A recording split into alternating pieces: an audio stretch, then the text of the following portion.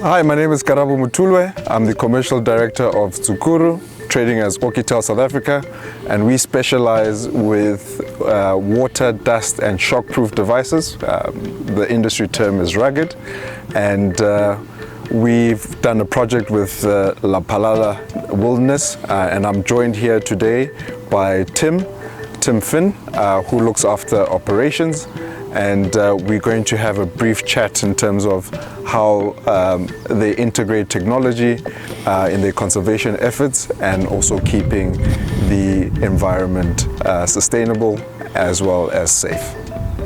Thank you. Yeah. Tim, welcome. Thank you. Yeah. So if you can just give us a introduction in terms of what Lapalala Wilderness is and your role within Lapalala Wilderness. Sure, 100%. So my name is Tim. I'm the Area Integrity Operations Manager, which in short is the operations manager for the security department, which largely is anti-poaching as well as community safety in the area. Lapalala Wilderness was founded in 1981 and is now the largest private reserve in the Waterberg area. Right. It is a legacy of sustainable conservation as well as community upliftment, which basically means that the reserve is a true wilderness area. We leave it as wild as possible for it to continue as a true wilderness, which means we don't interfere. We have released the endemic species back into the reserve, so we have a number of threatened and protected species, namely rhino, cheetah, lion, wild dogs, as well as pangolin in the reserve, and my job and my department is to ensure that those animals remain safe, as well as the community outside of those areas. Mm-hmm. Awesome. And tell me, what excites you about waking up and coming to work? Sure. Every day is certainly a challenge, but it's certainly exciting. The work that we do, there's no set path. As we're working with animals and nature, every day is incredibly different and exciting, and we're incredibly humble and grateful to be giving back to the world, to nature, to be able to look after these animals and to look after an area as beautiful as this.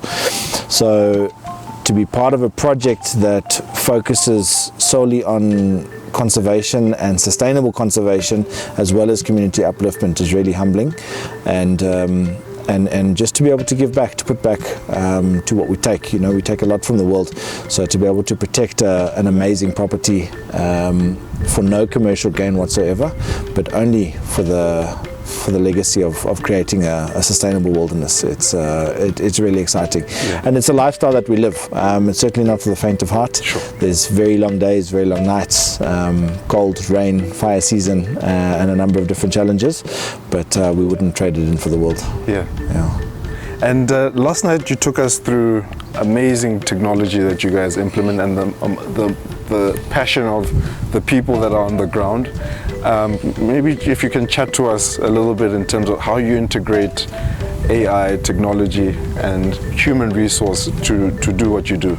Absolutely. So anti-poaching has become, you know, it's had to match and be one step ahead of poaching syndicates. So we use technology in a number of different ways, both in normal conservation avenues, so data collection, monitoring of animals, where they feed, how they move according to seasons. From a security side, we use various technologies, both for situational awareness, so basically tracking devices for our teams to be able to see where our teams are, to be able to monitor some of our vehicles in the reserve, as well as various detection technologies, both in a responsive capability as well as a preventative patrolling technologies. Mm-hmm. And so you've obviously used some of the Oukitel rugged smartphones and tablets. Yeah. And how's the team and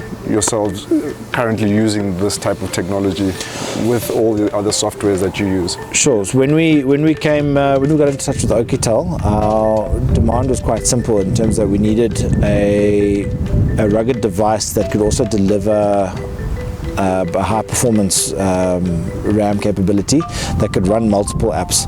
As we sync a lot of our technologies together and bring them all into one system, we need a device that can cope with with processing all of that information. Most of our technologies are real-time and give us real-time alerts, so any kind of lag on that system puts us at risk of missing an opportunity or missing out on something important that we need to capture. So currently, some of our teams in the fields, they use the Oukitel devices to record what they see on their patrols to alert us to any anomalies in the field. So for them, their biggest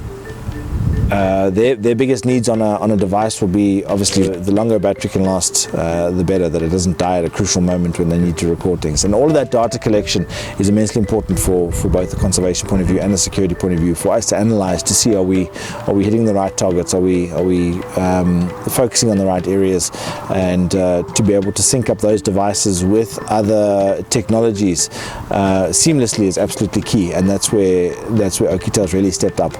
Then from our more sort of advanced uses on the tablets, to be able to link up those tablets again to even more technologies and more systems. So from a management point of view, at any one time on the tablets we can have 10 different apps running simultaneously, collecting data, and then we need to merge all of those into a data collection system, and all of that runs live, and then we need to send that from that tablet to the control room. So again, that processing power on those apps is crucial, and the seamless integration of all of those apps on one device. And again, that's where we found the Oukitel tablets have come through for us. Awesome. Yeah. And you guys do more than just conservation. Can you tell us a little bit about some of the projects in terms of what you're doing with the community? Absolutely. Yeah. So Lapalala, one of their fundamental cultures was community upliftment and sustainable community upliftment as well.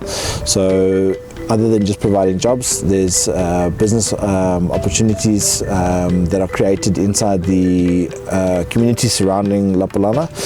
There's the Lapalala Wilderness School, which focuses on educating schools and pupils that might previously not have had an opportunity to visit a reserve.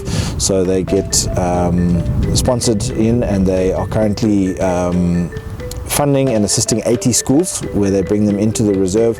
They educate them on the animals and the fauna and the flora and the different projects and the importance of ongoing conservation inside the communities as well. We've got a number of different projects on education, both on a conservation point of view, but also just on sustainable living in the communities. So Tim, you've got a lot of knowledge around conservation. How would you best advise people watching this video to get involved in making the earth more sustainable and in conservation efforts in large? Karabo, I think the best thing for people to do is to get out into the bush and to educate themselves. So people need to educate themselves about the wildlife trafficking crisis that is going on. Rhino horn poaching and trafficking, pangolin trafficking, and get out into your rural areas. Go and see how you can help rural communities. Uplift and education is the most important. Sustainability is largely going to be to educate people. And that goes for both in rural communities and in cities. People need to understand what's going on and understand that these wilderness areas are diminishing at an unsustainable rate. And I think that the best possible way for people to contribute is to educate themselves and then make informed decisions from there as to how they can contribute to their local conservation organizations.